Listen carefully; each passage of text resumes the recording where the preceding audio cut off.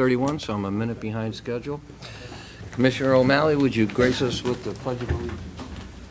Pledge allegiance to the flag of the United States of America and to the republic for which it stands, one nation, under God, indivisible, with liberty and justice for all. Thank you very much. Call the meeting to order. I don't care. Is everybody here? No. Where's the sheriff? Nobody but the sheriff. I saw him walking in the building, but he'll be here, so. All right, so I trust everybody's had the opportunity to review the minutes from the last meeting. If so, and without any issues, I'll entertain a motion to approve. Second. On the question, all in favor? Aye. Aye, okay. Motion's approved. Anybody from the public wish to address the board on agenda items only? Okay, I see no one stepping forward, so we'll go forth. First item, motion to approve all current payables for Community Corrections Center and the prison. I trust, again, everybody's had an opportunity to review them. If there are no issues, I'll entertain a motion to approve. And a second?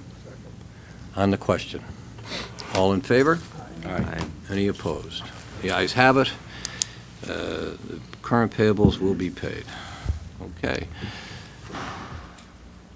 Mr. DeBillio, can we have your controller's report, please? Yes, Your Honor.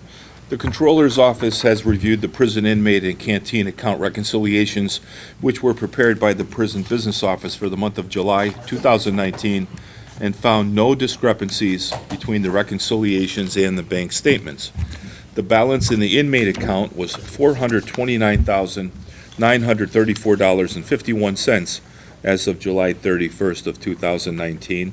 The balance in the canteen checking account was $358,101.51 as of July 31st of 2019.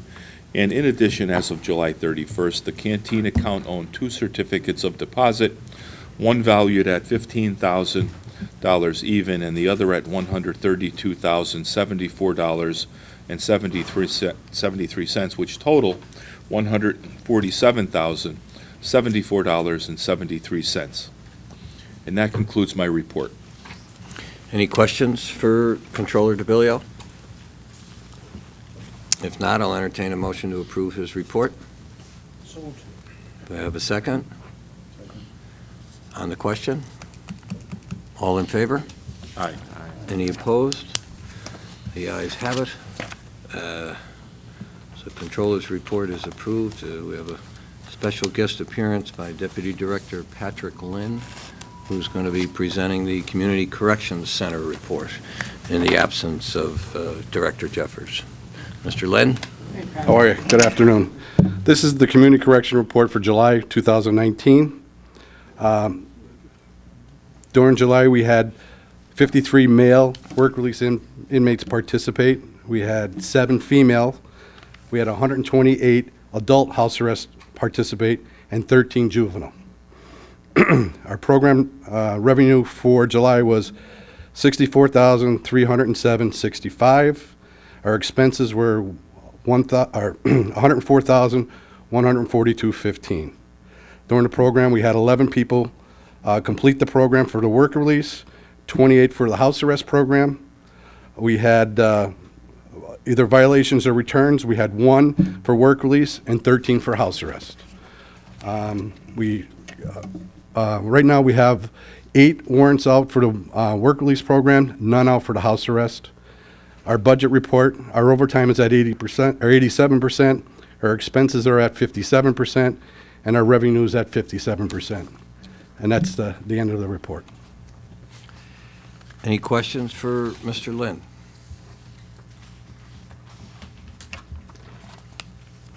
How long did it take you to tie that tie? About 4 hours. I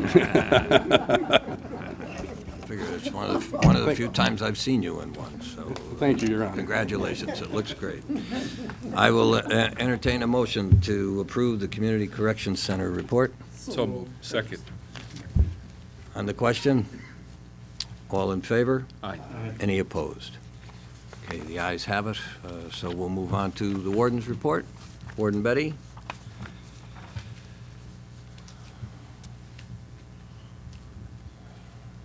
Good afternoon, Board. Good afternoon. The in-house population at the prison for July of 2019 was 878 inmates, of which 612 were county inmates. As of last week, 8/15, we had 875 inmates, 754 were adult males, we had 5 juvenile males, and 116 adult females. There were 180 U.S. Marshal detainees, 72 state parole violators, and 21 being held for other counties. The overtime, out-of-county boarding, and community service reports are attached. Staffing update. Currently, our correctional officer numbers break down to, we had a small change, so if you have the chart there, it's only off by 1. The uniform staff on shift right now is 165. We have 2 that are out on workers' comp, 1 on continuous FMLA, 5 on administrative leave, and 5 vacancies with 13 part-time vacancies. The reason for that change is we just had a correctional officer signed over to be a counselor, so I counted that in there. Our other vacancies, we have 1 lieutenant, 1 part-time receptionist, and we're in the process of hiring a class of officers in the hopes of filling all of the CO vacancies. So hopefully next month when we meet, we'll have all those filled. FMLA, we have 1 officer, as I mentioned, out on continuous FMLA, and 38 officers who have intermittent FMLA, accounting for 21% of the correctional officers. Budget, as of July 31st, revenue was at 64%, and expenses were at 59%. Inmates at or past their minimum dates, total number's 30. We have 11 that have submitted home plans and are awaiting parole, 3 who have no home plans, 7 who have had their parole denied due to unacceptable home plans or misconducts, and 9 who have been remanded for the balance of their sentences. Surprisingly, we had no extraordinary occurrence reports that were filed since the last prison board meeting. That's a first since I'm here, and it's a good sign. There were 7 PREA investigations finalized in the month of July.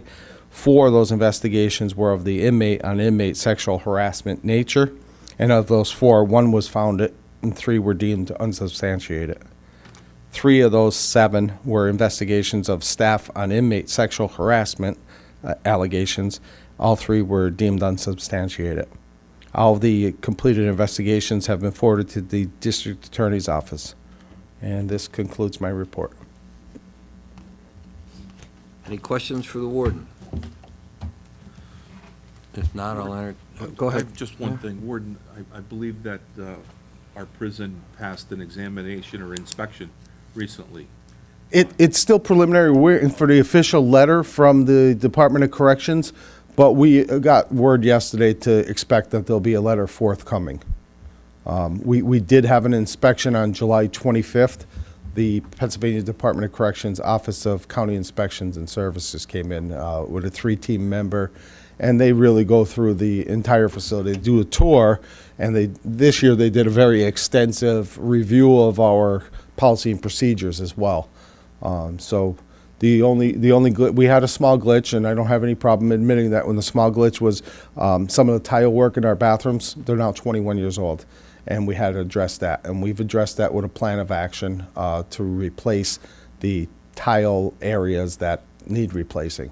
And they're going to be back to check on that. Next time they're in, they'll be checking up on that, ensuring that we did what we said we're going to do, which is addressing that issue. They accepted our proposal. Yes, they like the plan of action. Like I said, we put a time clock on ourselves.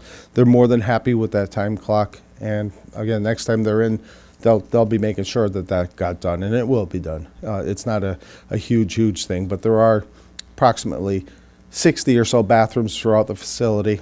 When it was first built, which was 22 years ago, they put tile in. And that looks nice and it sounds nice. 22 years later, after constant usage, sometimes you have, we're mopping floors and hitting that tile for 22 years. Sometimes the tile chips off, and that is a safety concern. It's a safety concern of ours as well, and they pointed that out, and we said we will have that addressed. We do have one bathroom that's already completed prior to the inspection. So it was something on our radar that we were working on. Any other questions? All right. Thank you, Warden. Thank you.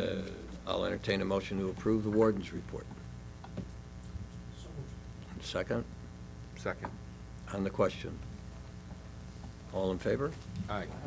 Any opposed? Okay, the ayes have it. The Warden's report is approved. How's your time?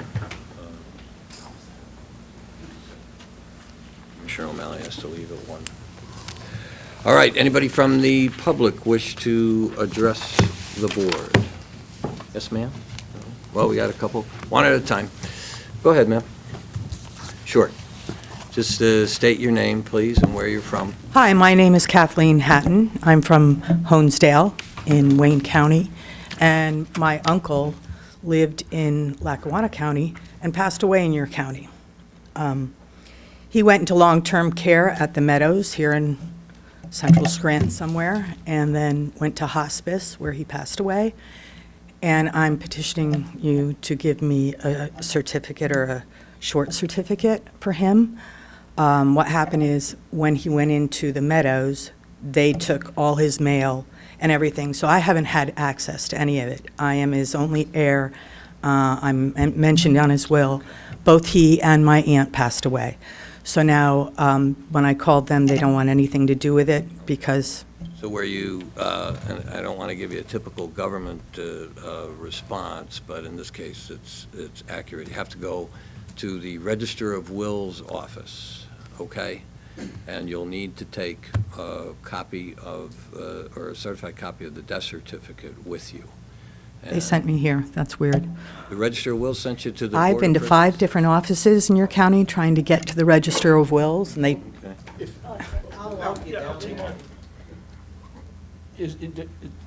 I've been in 5 buildings. No?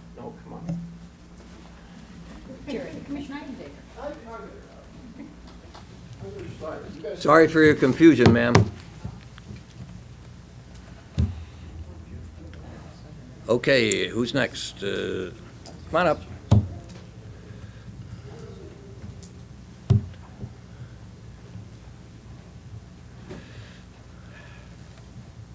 Hi, I'm Judith Roth. I live in Scranton. I'm a volunteer with the prison library book cart system, and I just want to say it's going very well. We're so grateful to be there and to be able to provide so many fiction, nonfiction books to all the inmates. It's all based on donations from the community, and the work of the those of us who are managing the carts is all volunteer. So I'm just here, I wanted to say that, but I wanted to give a nudge and draw attention to the fact that many of our prisoners, especially the indigent ones, need reading glasses. They can't see the print. So I think this I'm not sure because I'm rather new, it's been brought up, but we have some large print books which are very expensive and there's so few of them. But you can imagine if we have all these great resources and you can't see the books, that's why I'm here. And I'm just wanting to bring that up as a issue and see what we can do about that. And Bev DeBarros, who is our director, would like to speak a little about that with the concerning the Bibles and that situation. Okay, thank you. You're welcome. Bev DeBarros, Scranton.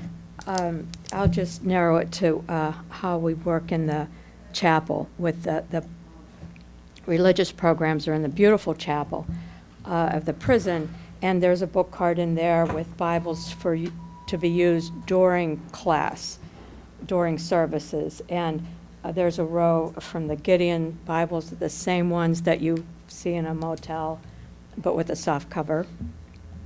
And on the other side, there's thick Catholic Bibles from the Malta Society. So when they're in the room, they have access to Bibles.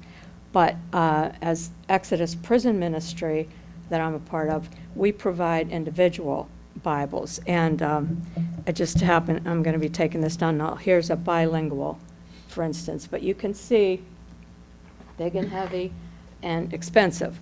But people donate, and when somebody sincerely wants their own personal Bible, we provide that. Now, here's where the large print comes in. In the past, I would also order large print Bibles, which are bigger and heavier and more expensive, but we were glad to do it. But now that we're hopeful of getting reading glasses, this time I didn't order any large print Bibles.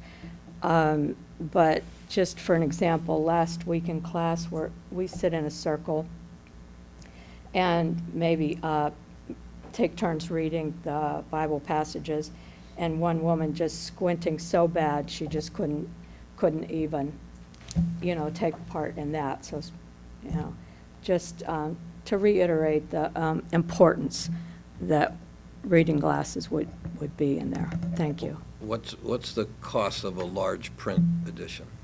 Of the roughly? Bible? Yes. Well, the recovery Bibles are most important, most requested, and that is about $8 with my daughter works for HarperCollins, and she gets a Zondervan discount. Otherwise, Okay. if you bought it on the street, it would be $30. Okay. And we are trying to fashion a policy about the reading glasses, what they call the cheaters. Yeah. I know I brought a bag down, I know. but I'm working with the warden on trying to develop a policy so that we can use those a little more efficiently. So Okay? any news today on that? I don't. Thank you for addressing. Oh. We don't have any news, do we, Warden, on that? Your Honor, what we have been doing is apparently not effectively, is getting word out to the inmate population that if they're indigent and in need of reading glasses, to let us know. We'll purchase them off our commissary for them with the canteen account. Okay. In the meantime, they've always been available through our commissary provider. They're $9 a pair on commissary. Okay. All right. And the dollar store, $30, which we would be happy to provide. Thank you. Okay, thank you.